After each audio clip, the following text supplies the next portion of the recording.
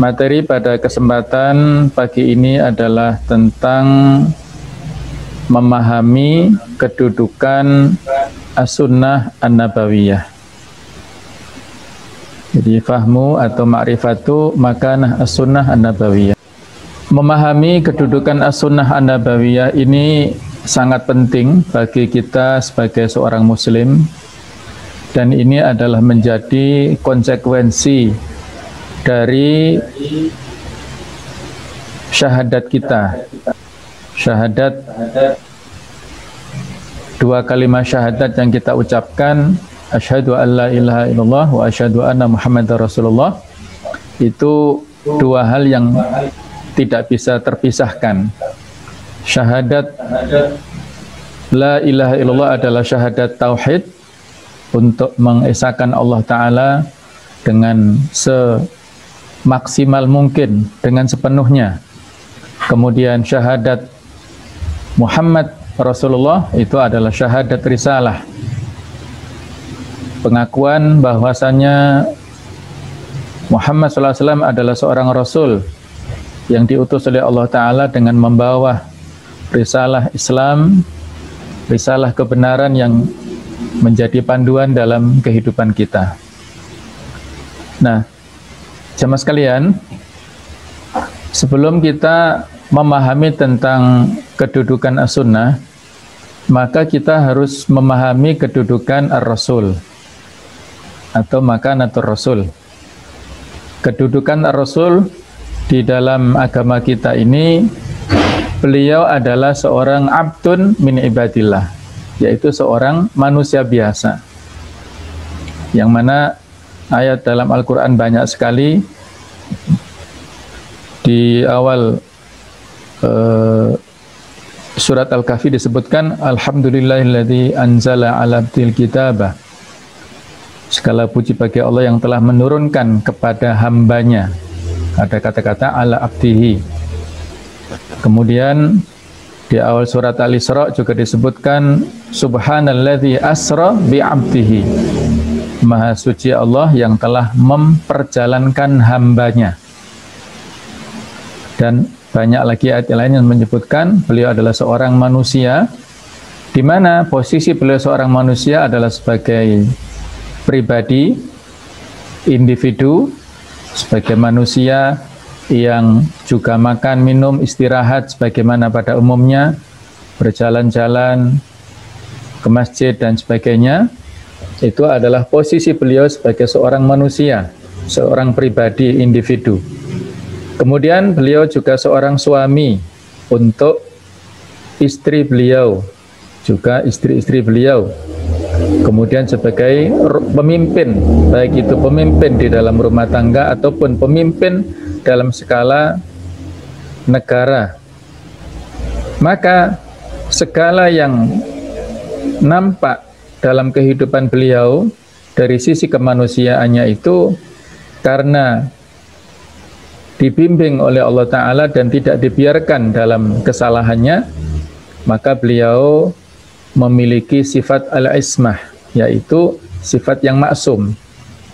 Kalaupun ada hal-hal tertentu yang beliau dalam kategori sisi manusiawinya khilaf ataupun salah, maka ada bimbingan, baik itu bimbingan langsung dari wahyu, teguran Allah secara langsung, ataukah lewat para sahabatnya.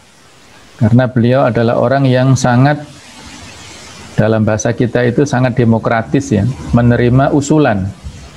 Beliau bukan pemimpin yang otoriter, tapi pemimpin yang demokratis yang menerima saran masukan. Di antara contohnya ketika beliau mau berperang pada saat perang Badar bersama para sahabat. Mereka mengambil posisi yang kurang strategis. Maka ada pertanyaan dari salah seorang sahabat, "Wahai Rasulullah, apakah penentuan tempat ini wahyu yang harus kita ikuti ataukah ijtihad Anda pribadi selaku manusia?" Maka beliau mengatakan, ini ijtihad saya sebagai manusia dan menurut saya ini tempat yang cocok. kata sahabat ini yang ahli dalam bidang peperangan, wahai Rasulullah, kalau menurut strategi perang, kita sebaiknya tidak di sini, tapi kita lebih mendekat ke sumber air, supaya ketika kita perang beberapa hari, kita bisa bertahan dengan kuat dekat dengan sumber air, yaitu sumber kehidupan. Maka beliau menerima masukan sahabat ini. Itulah contoh bagaimana beliau orang yang sangat demokratis, tidak mentang-mentang sebagai pemimpin terus menjalankan kemauannya.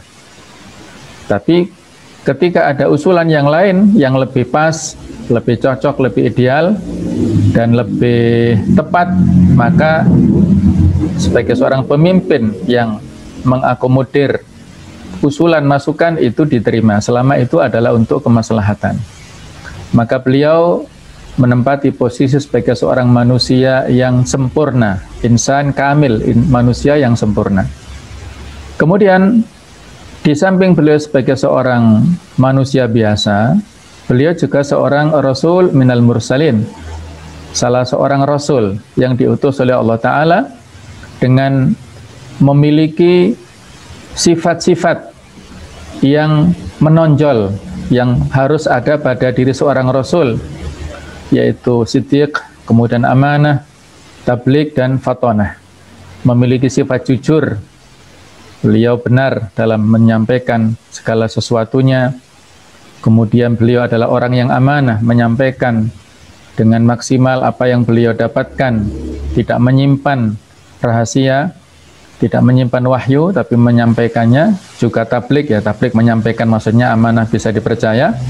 Kemudian juga cerdas.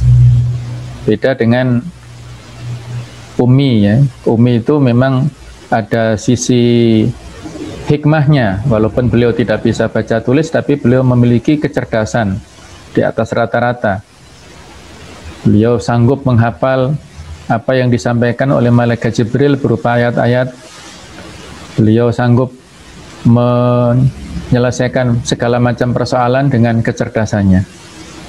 Nah, dengan sifat-sifat pokok inilah beliau memiliki akhlak yang Qur'ani. Sebagaimana kata Aisyah radhiyallahu anha, kana khuluquhul Qur'an, adalah akhlak Rasul itu adalah Al-Qur'an. Jadi posisi beliau sebagai seorang manusia yang sempurna dan memiliki akhlak yang Qur'ani itulah, maka kita harus menjadikan beliau sebagai qudwah hasanah. Sebagaimana perintah Allah di surat Al-Ahzab ayat 21, laqad kana lakum fi Rasulillah uswatun hasanah.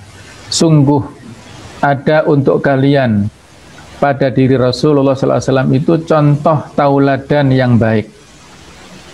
Baik itu ketauladanan dalam skala pribadi individu, ketauladanan di dalam rumah tangga, ketauladanan sebagai seorang ayah, sebagai seorang suami, ketauladanan sebagai kepala negara, ketauladanan dalam hal peperangan, dalam hal akhlak, semuanya lengkap beliau mendapatkan predikat sebagai uswatun hasanah.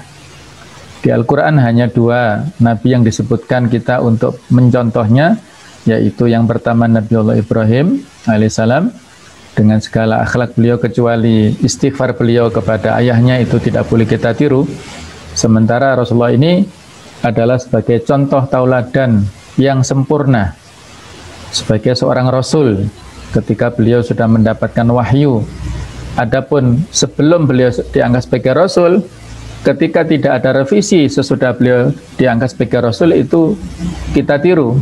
Tapi kalau sebelumnya ada revisi sesudah beliau diangkat sebagai Rasul, maka kita tiru sesudah bi'tsah, yaitu diangkatnya beliau sebagai seorang Rasul. Misalnya beliau dalam hal beribadah, salah satunya adalah tahannuts, maksudnya menyendiri di Gua Hira untuk ingin mendapatkan wahyu, petunjuk dari Allah. Itu cara beliau untuk menyendiri dan menenangkan dirinya. Sesudah datangnya Islam, beliau menyendirinya beriktikaf di Masjidil Haram, kemudian juga di Masjid Nabawi. Beliau ya berbeda dengan pada masa sebelum diangkat sebagai seorang rasul itu. Begitu pula syariat yang lainnya, maka kita tiru sesudah beliau menjadi rasul. Nah, tentang definisi atau pengertian, kita bahas dulu dalam hal definisi hadits ya.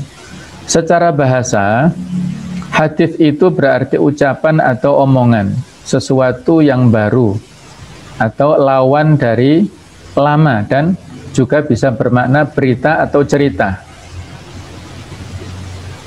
Di Al-Kahfi itu ada ya, fala'allaka baikhi'un nafsaka ala atharihim illam yu'minu bihadzal hadithi asafa. Jadi bihadzal hadithi menyebutkan ada cerita di situ. Kata-kata hadits bisa bermakna baru, juga bisa bermakna berita, juga bisa bermakna cerita.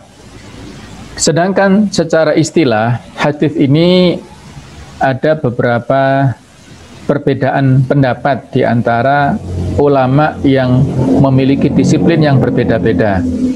Ada definisi hadits menurut ulama hadits sebagaimana yang kita sebutkan di sini.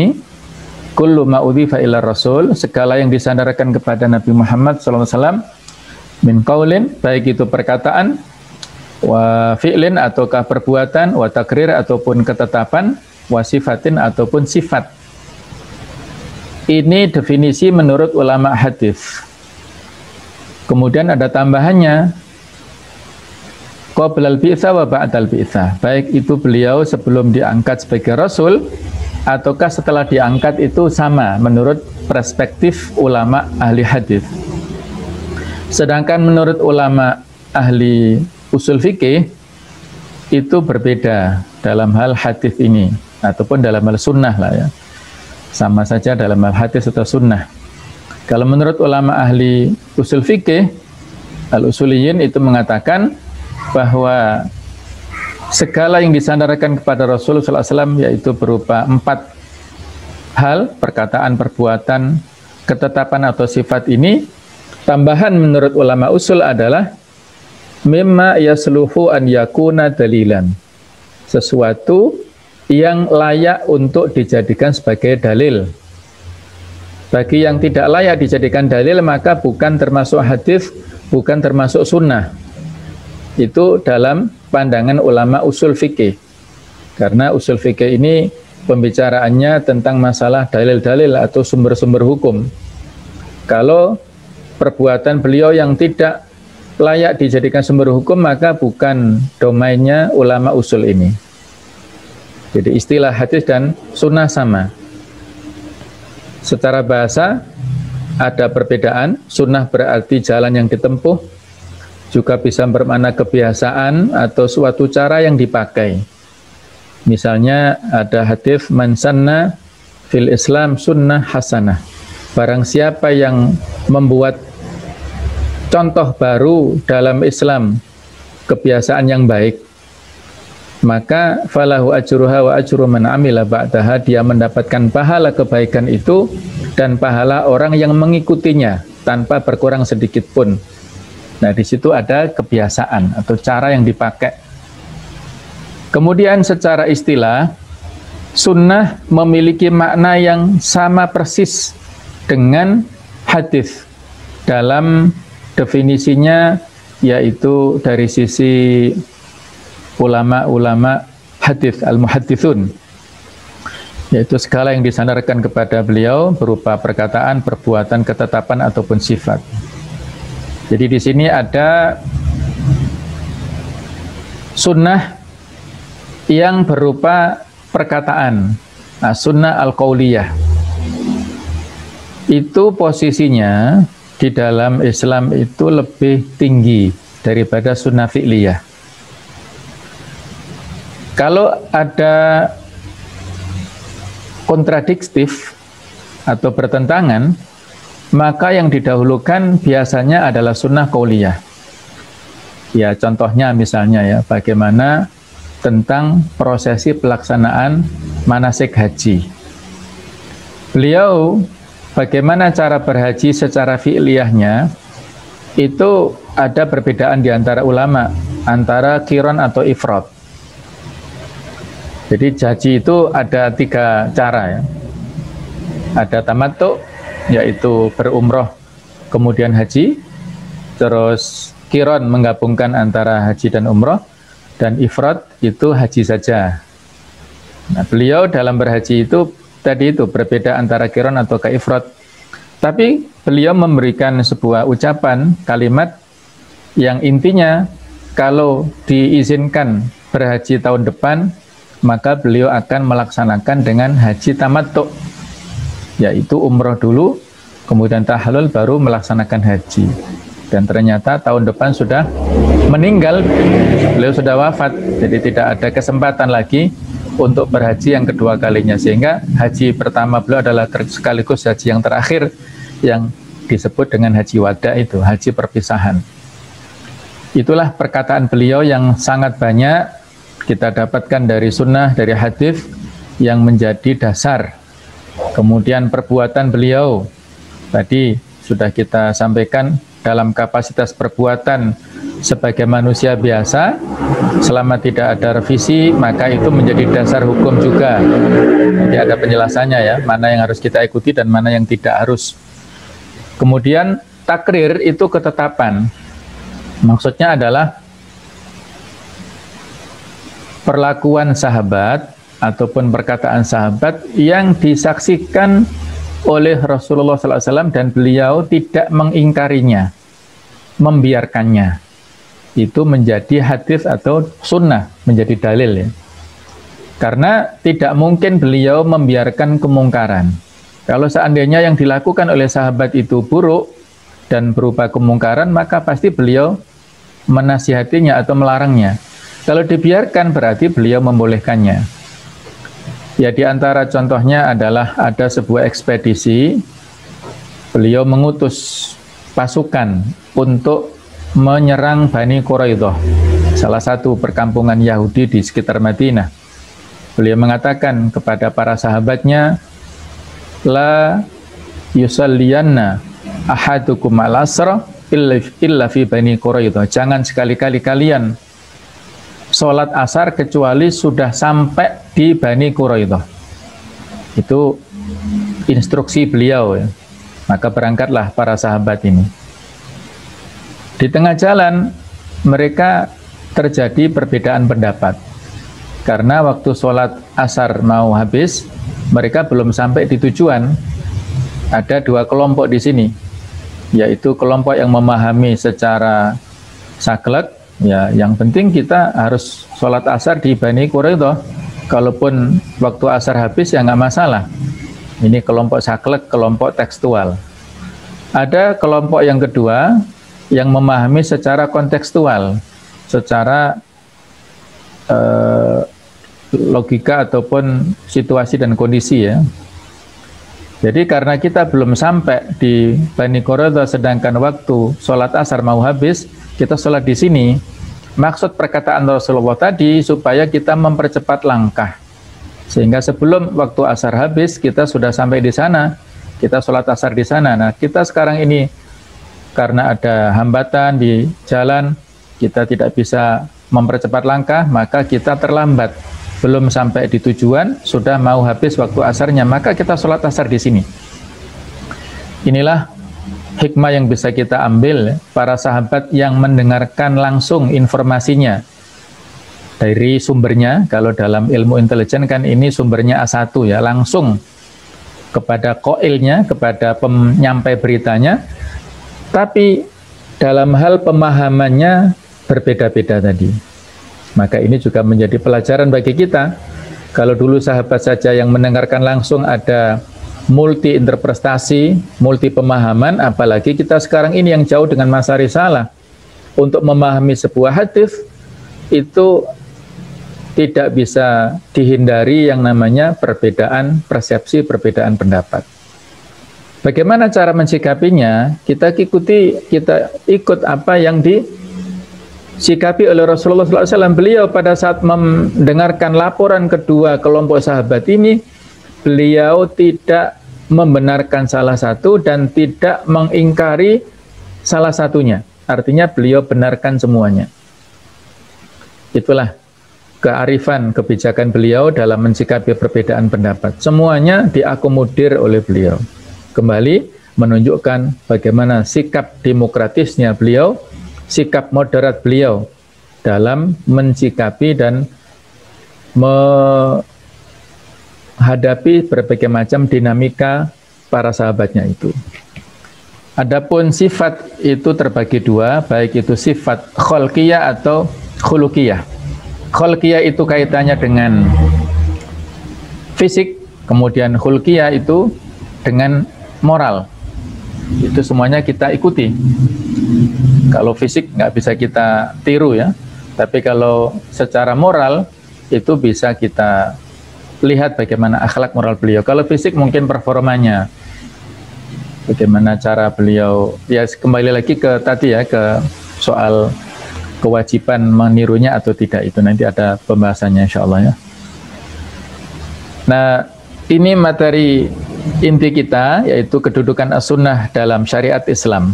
Maka sunnah fit tasyri' al-islami, bahwa Allah Ta'ala memberikan wahyu kepada Rasulullah SAW ini ada dua model, ada dua macam.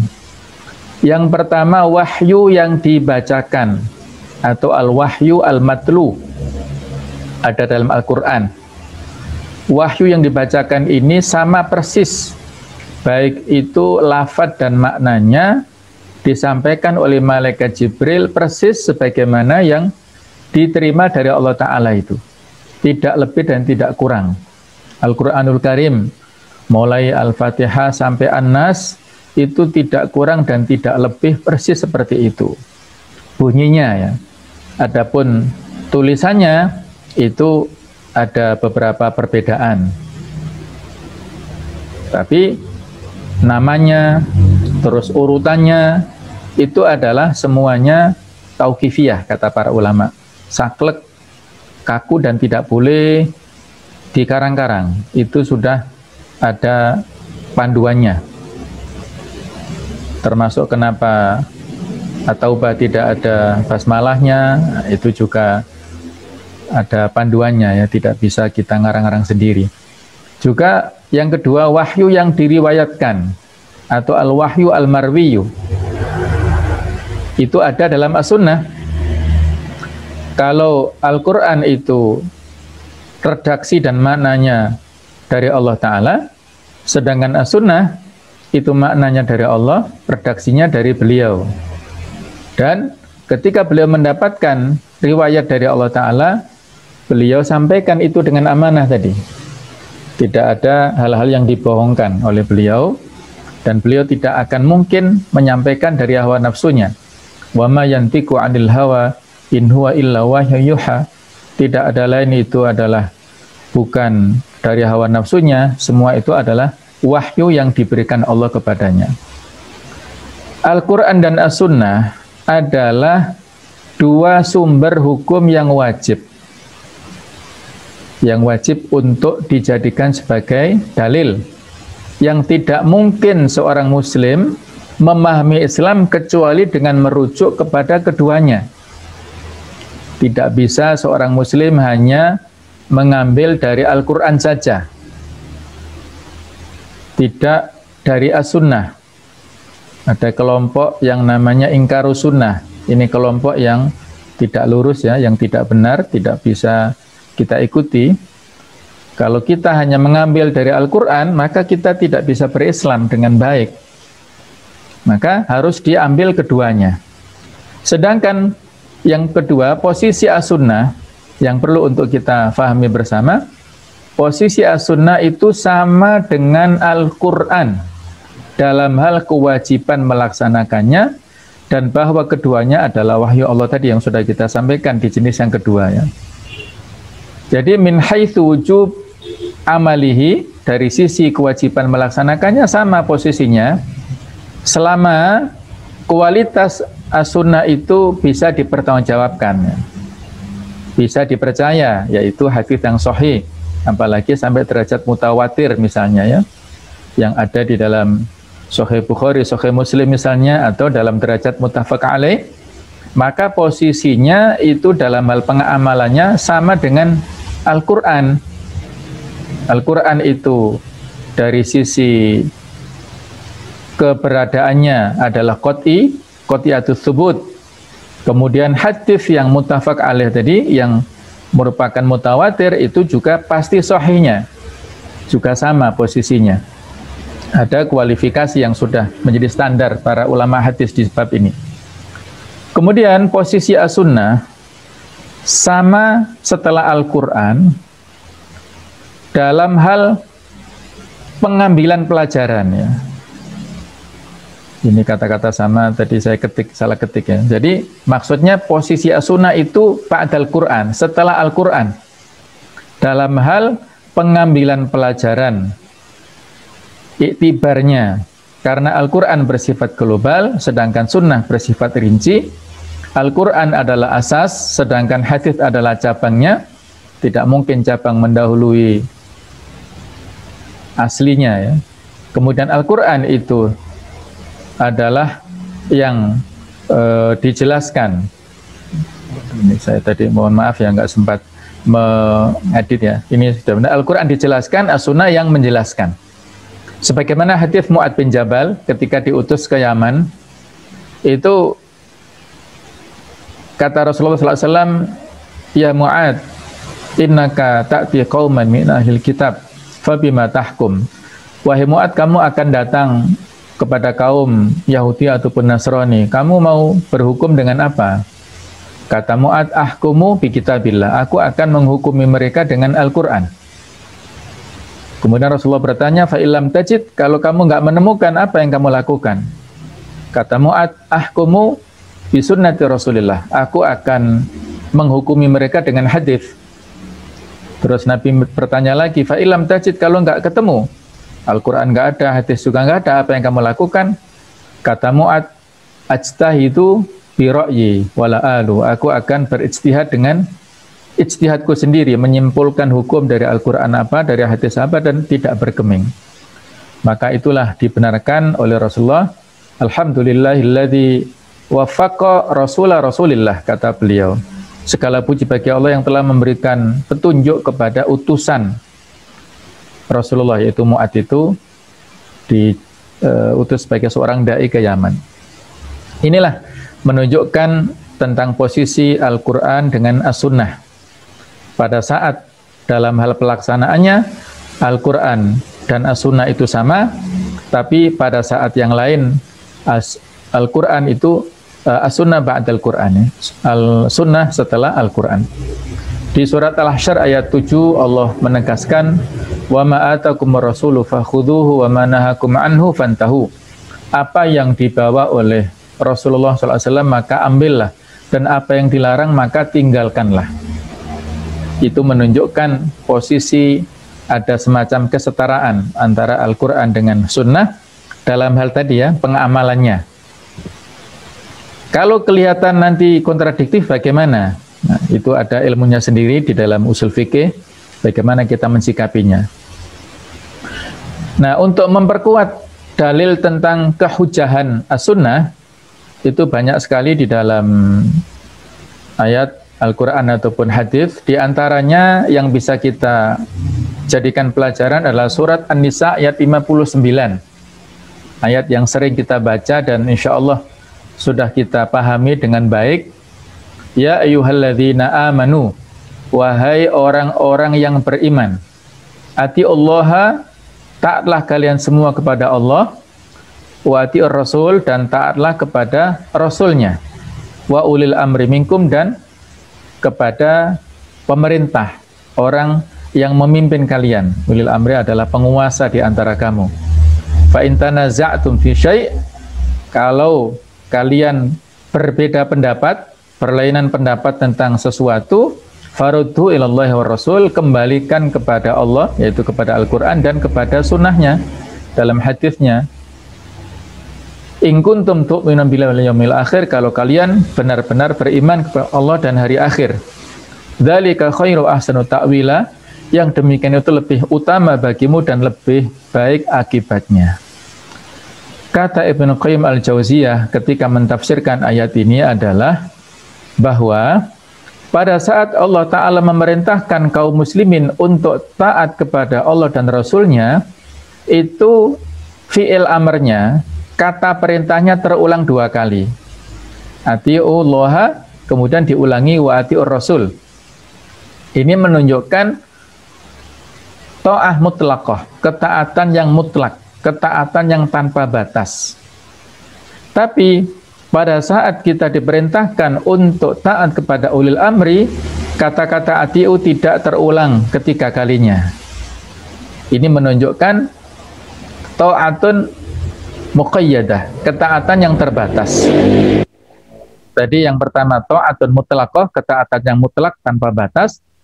Kalau kepada pemimpin itu ta'atun muqayyadah, ketaatan yang terbatas. Kalau perintahnya sama dengan perintah Al-Quran dan hadis, sami'na wa ta'na.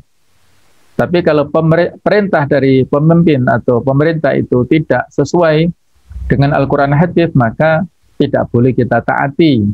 Walaupun caranya dengan bijak, ya. Tidak boleh frontal, tidak boleh ada unsur-unsur membangkang, ya, misalnya, tapi dengan cara-cara yang bijak, yang elegan lah, ya. Jadi ini menunjukkan bahwasanya ketaatan kepada Rasul yang itu bagaimana cara ketaatannya, ya dengan mengikuti sunnahnya, mengikuti hadisnya. Jadi sudah kita sebutkan 4 poin yang disandarkan kepada beliau. Perwujudan ketaatan kepada Rasul adalah dengan mengikuti sunnahnya, mengikuti hadisnya tadi. Ini saya kira satu ayat ini sudah mewakili sekian banyak dalil yang menunjukkan kehujjahan as-sunnah. Berikutnya adalah kedudukan dan fungsi as-sunnah. Kalau tadi bahasa Arabnya makan atau sunnah fit tasyri', kedudukan hadis di dalam syariat Islam. Kalau ini itu adalah makanatu sunnah indal Quran. Maksudnya apa? Kedudukan sunnah, fungsi as-sunnah kalau dibandingkan dengan Al-Quran. Maka ada 3 kedudukan.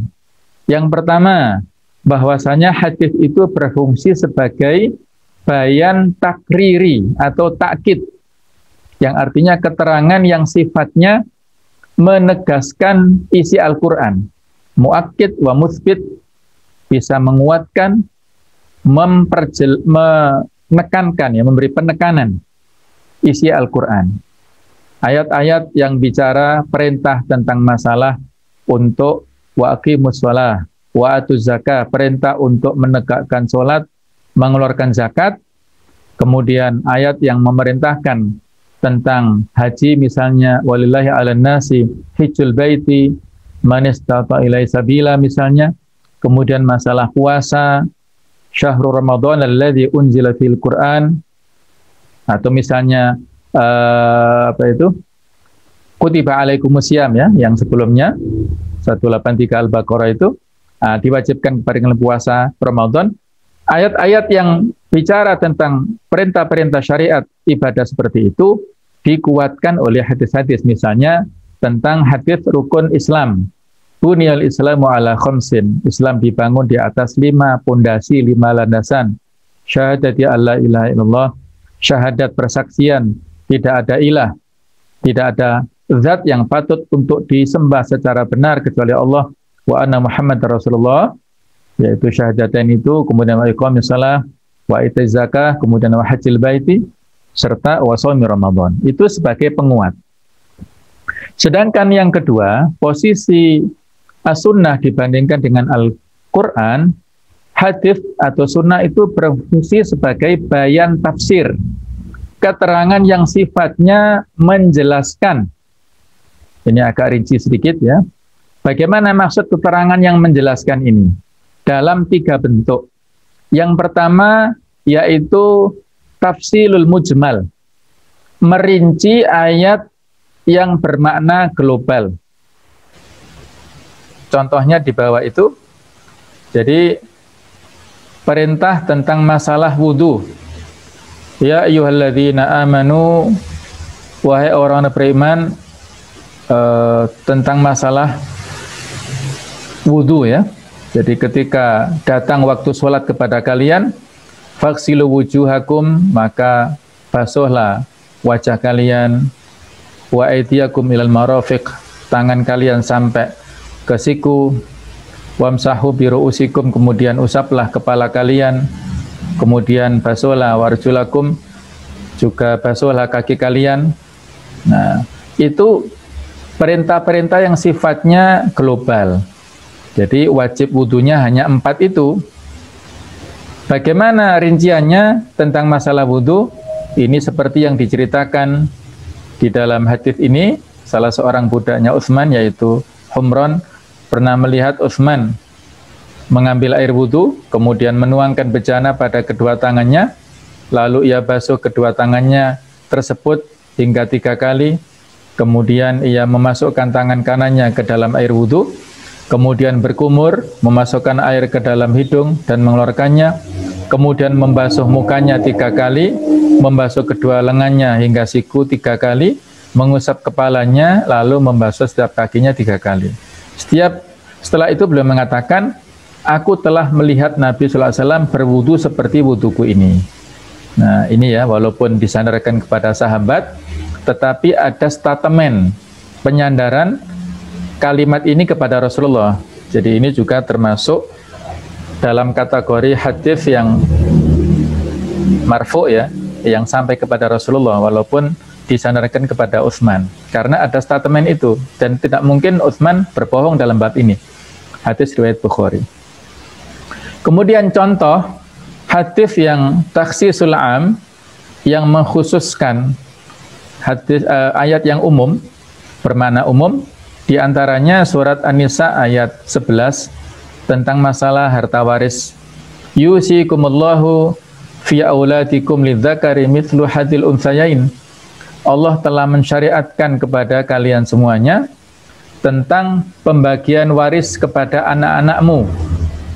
Lidzakari mithlu hadzil untsayain, untuk anak laki-laki 2 kali lipat dibandingkan anak perempuan. Jadi secara umum begitu.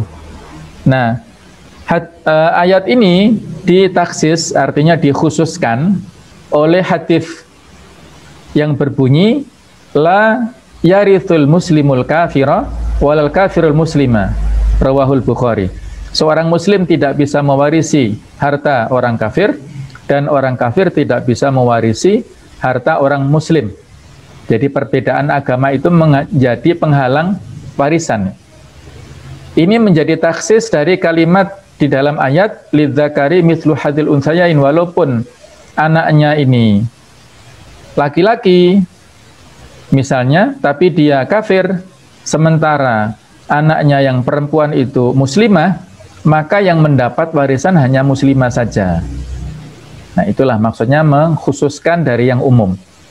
Kemudian juga ada contoh lain, surat Al-Baqarah 180 tentang keharusan memberi wasiat kepada ahli waris. Kutiba alaikum idza hadara ahadakumul maut in taraka khairanil wasiyatu lil walidaini wal aqrabina bil ma'ruf haqqan 'alal muttaqin. Diharuskan kepada kalian yang meninggalkan harta banyak sebelum mati supaya memberikan wasiat kepada 2 orang tua, kemudian sanak kerabat, dengan cara yang baik. Seolah-olah dalam ayat ini mengharuskan kepada seseorang sebelum meninggal supaya ada wasiat. Wasiat itu mirip dengan waris ya. Jadi kalau orang meninggal, pembagiannya itu dengan bertahap.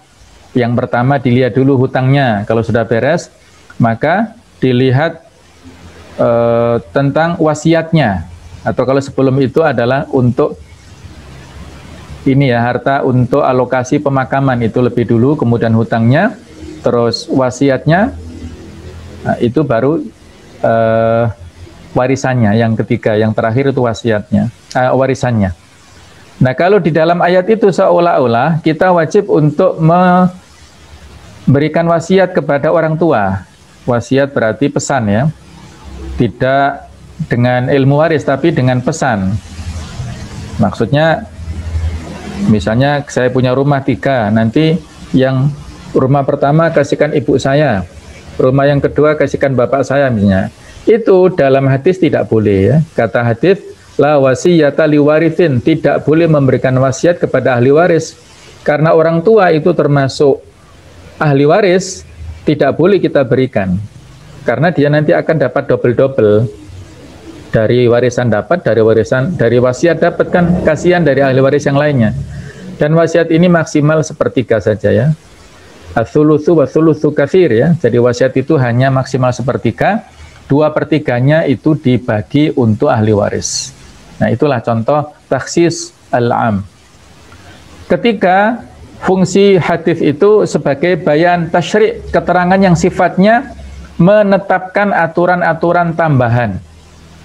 Contohnya dari Abdullah bin Abbas, beliau berkata bahwasanya Rasulullah SAW melarang memakan setiap binatang buas yang bertaring dan setiap jenis burung yang mempunyai kuku untuk mencengkeram. Ini sebagai tambahan daripada ayat Al-Quran yang sifatnya umum ya. Hurimat alaikumul maitatu waddamu walahmul khinziri wa ma'uhilla bihili ghairillah. Itu kan hanya 4 saja dalam Al-Quran. Diharamkan untuk kalian memakan bangkai, kemudian darah, juga daging babi, serta yang disembelih bukan karena Allah. Jadi ada kaum yang secara tekstualis begitu, selain 4 ini halal semuanya. Ya, berarti dia hanya mengambil dari Al-Quran saja. Sementara hadisnya menunjukkan bahwa binatang yang buas, yang bertaring, kemudian juga yang punya burung, yang punya kuku, yang mencengkeram, itu haram hukumnya.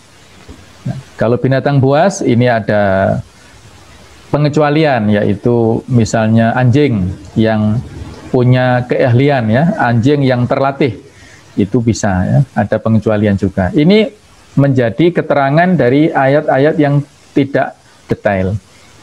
Kemudian juga tentang mahram, al-muharramat, keharaman wanita untuk dinikahi. Hurimat alaikum ummahatukum wa banatukum wa akhwatukum, dan seterusnya itu. Jadi ada sekian banyak wanita yang mahram, yang tidak boleh kita nikahi. Bukan muhrim ya. Kalau muhrim itu orang yang melaksanakan ihram haji. Nah, kalimat yang benar, kata yang benar adalah mahram.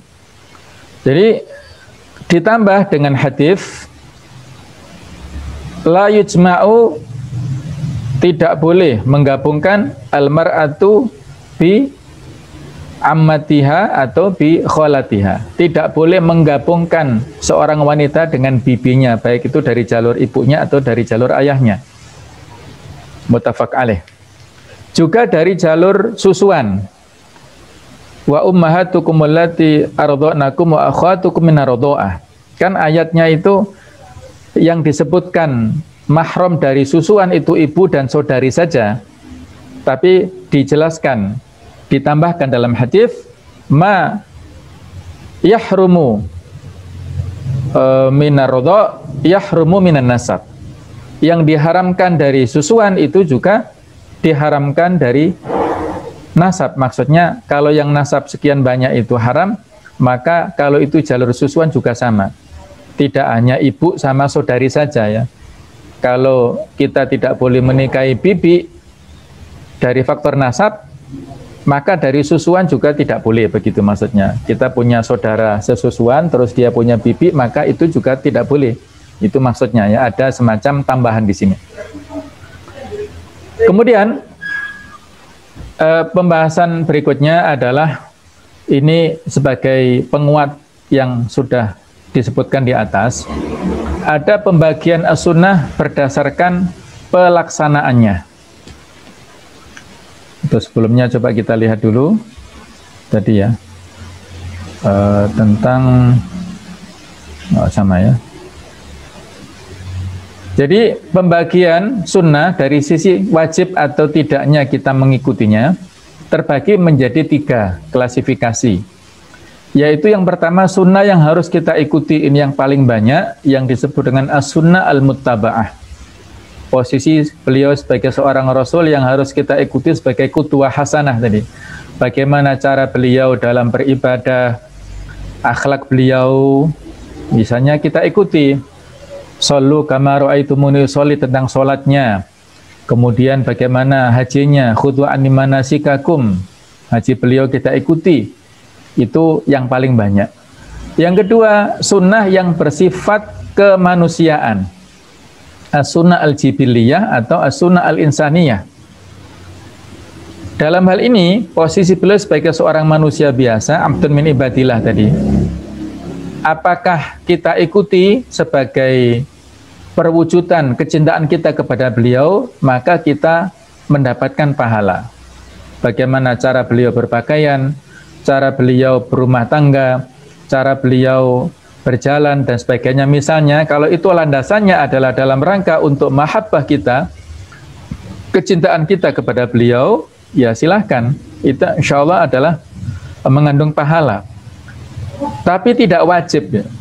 Karena beliau kan sebagai seorang manusia pasti dilatar belakangi oleh sisi budaya misalnya. Beliau yang beda dengan kita, makanya dengan kurma misalnya. Kalau makan dengan kurma memang betul bisa dilakukan dengan 3 jari. Tapi kalau makannya dengan nasi, apakah bisa dengan 3 jari? Nah, misalnya begitu ya. Di dalam bukunya Qardawi bagus sekali, Kaifana ta'amal ma'as sunnati nabawiyah, bagaimana cara berinteraksi kita dengan sunnah nabawiyah, itu saya kira menjadi referensi yang perlu untuk kita baca. Itu beliau menjelaskan bahwa sarana-sarana ataupun perilaku beliau yang itu kaitannya dengan sisi-sisi kemanusiaan itu tidak harus kita ikuti. Seperti itu tadi ya, selera makan beliau yang itu dilatar belakangi oleh kebiasaan dan juga oleh tradisi seperti tadi itu, ya tidak harus kita menggunakan seperti itu dengan 3 jari itu misalnya. Kalau di sini ada memakai nasi dan apalagi yang berkuah, makan bakso misalnya, apakah bisa dengan tangan? Nah kan tidak bisa ya, artinya nggak bisa kita paksakan lah, tidak letterlek lah begitu ya. Kalau bakso ya dengan sendok enaknya. Nah misalnya begitu. Dari sisi kemanusiaan itu ada perinciannya. Beliau punya selera untuk minum susu kambing rutin ya, karena itu menyehatkan. Kalau kita selera seperti itu silahkan. Beliau juga suka makan kaki daging kambing misalnya, itu juga kalau kita tiru misalnya ya silahkan. Tapi kalau kita nggak meniru, bagi yang vegetarian misalnya ya tidak dosa ya, tidak ada kewajiban. Nah itulah ada rinciannya yang bisa dijelaskan di dalam dalil-dalil ya. Yang ketiga, sunnah yang bersifat khusus, as-sunnah al-mukhtassah atau al-khassah, sunnah yang hanya khusus dilakukan oleh beliau, kita tidak bisa atau tidak boleh menirunya. Bagaimana cara beliau misalnya puasa wisol yang menyambung, tidak pakai berbuka, tidak pakai sahur, beliau kuat. Fa inna ma'at amani rabbi wa saqani, kata beliau, Allah memberikan makan minum kepadaku tanpa kalian tahu. Nah, kita nggak boleh puasa ngebleng misalnya, nggak bisa ya. Beliau yang beristri lebih dari 4 misalnya, nggak bisa kita tiru. Beliau beristri Khadijah, kemudian setelah meninggal, berturut-turut dengan ada perintah-perintah dari Allah, ada latar belakang dakwahnya juga, berturut-turut itu nggak bisa secara lebih dari 4. Bagaimana pembatasan 4 itu? Ada dari seorang yang sebelumnya itu jahiliyah, masuk Islam, yang bernama Ughailan al-Aslami, beliau punya 10 istri pada masa jahiliyah. Ketika masuk Islam, kata Rasulullah, cari yang 4 yang kamu inginkan, yang 6 ceraikan. Itu menjadi sunnah bagi kita. Dan juga di dalam surat An-Nisa, fankihu ma taba lakum minan nisa, ada mathna wa thulatsa wa ruba. Itu menjadi dasar untuk kita. Adapun untuk beliau itu berbeda ya. Mukhtasah itu nggak bisa kita tiru. Baik, ini yang terakhir, macam-macam hadis dari sisi sandarannya. Ada hadis qudsi. Nama hadis qudsi, nama lainnya itu hadis ilahi atau juga hadis rabbani yang disandarkan kepada Allah. Maksudnya adalah misalnya contohnya qala Rasul fi ma yarwi an rabbihi, misalnya Rasulullah berkata dari riwayat Allah. Kemudian ada juga hadis Nabi, qala Rasul, kemudian beliau mengatakan qala Allahu azza wa jalla. Allah berfirman seperti ini. Ada hadis contohnya wa ma taqarraba ilayya 'abdi bi syai'in ahabbu ilayya mimma iftaratu alaihi. Seorang hambaku tidak mendekatkan kepadaku lebih aku cintai daripada yang wajib-wajib. Setelah wajib dilaksanakan kemudian yang sunnah, maka Allah akan memberikan kecintaan kepadanya. Itu hadis qudsi ya.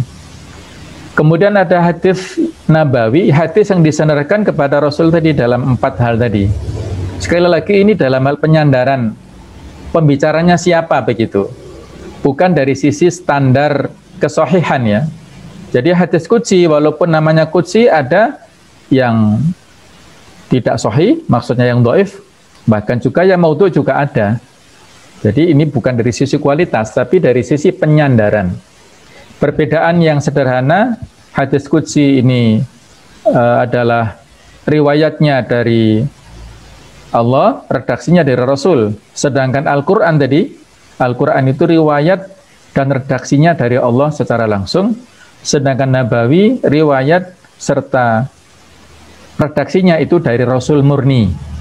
Jadi ada 3 peringkat berarti, ada Al-Quran, ada hadis qudsi, ada hadis nabawi. Itu dari sisi penyandarannya. Nah, tapi sekali lagi, kalaupun nabawi disandarkan kepada Rasulullah, tapi beliau tidak mungkin dari hawa nafsunya tadi. Yang ketiga, hadis mauquf, disandarkan kepada sahabat. Mauquf, ya misalnya di sini seringnya disebut asar. Apakah hadis mauquf ini bisa dijadikan sebagai sumber hukum? Itu persoalan yang lainnya ya. Pembahasan lebih lanjut di dalam usul fikih. Yang mendapatkan rekom secara tertulis atau tekstual itu yang lebih utama adalah khalifah yang 4, khulafa rasyidin itu. Dalam hadis dikatakan alaikum bisunnati wa sunnatil khulafa ar-rasyidin al-mahdiyyin min ba'di. Kalian harus mengikuti kebiasaanku dan kebiasaan yang telah dicontohkan oleh khulafa rasyidin sesudahku. Berarti itu adalah sebuah rekomendasi dari Rasulullah kepada kita untuk mengikuti khulafa rasyidin. Ya, sehingga kalau hadis yang disandarkan kepada 4 khalifah ini menjadi dasar hukum juga. Nah, kalau yang disandarkan kepada sahabat yang lainnya, itu kalau ada penyandaran kalimat kepada Rasulullah, maka itu lebih kuat. Tapi kalaupun tidak, maka yakinlah kita bahwa sahabat ini tidak mungkin melakukan sesuatu yang sifatnya ada subjektivitas kemanusiaan murni.